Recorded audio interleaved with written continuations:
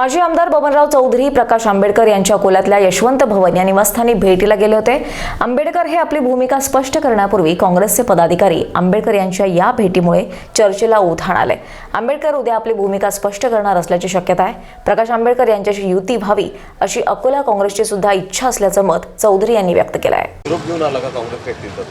नाही, श्रेष्ठींचा नाही, पण काँग्रेसच्या कार्यकर्त्यांची जी मनापासून इच्छा आहे की बाबा बाळासाहेबांशी युती व्हावी, त्यांच्याशी युती झाली तर काँग्रेसलाही चांगले दिवस येतील।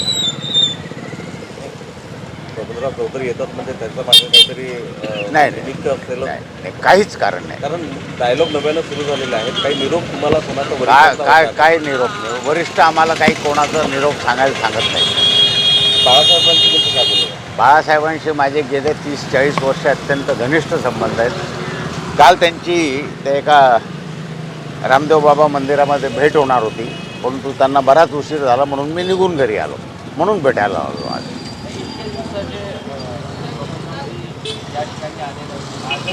नाही नाही नाही, 4-6 महिन्यात मी बाळासाहेबांना भेटतो। तुम्हाला वैयक्तिक वाटतं? मला वैयक्तिक वाटतं त्यांची युती व्हायला पाहिजे काँग्रेसबरोबर, त्याच्यामुळं राज्यामध्ये काँग्रेस येईल। जिल्ह्यातील काँग्रेस ज्यांना नाही वाटतं? अनेकांना वाटतं। मी फार छोटा माणूस आहे त्यातला, तो डायलॉग वाढू नये।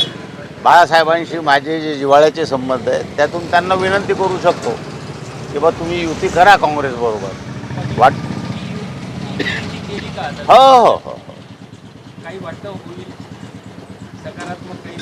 बाळासाहेब पोटातलं कळू देतात का कोणाला? चर्चा झाली तुमची?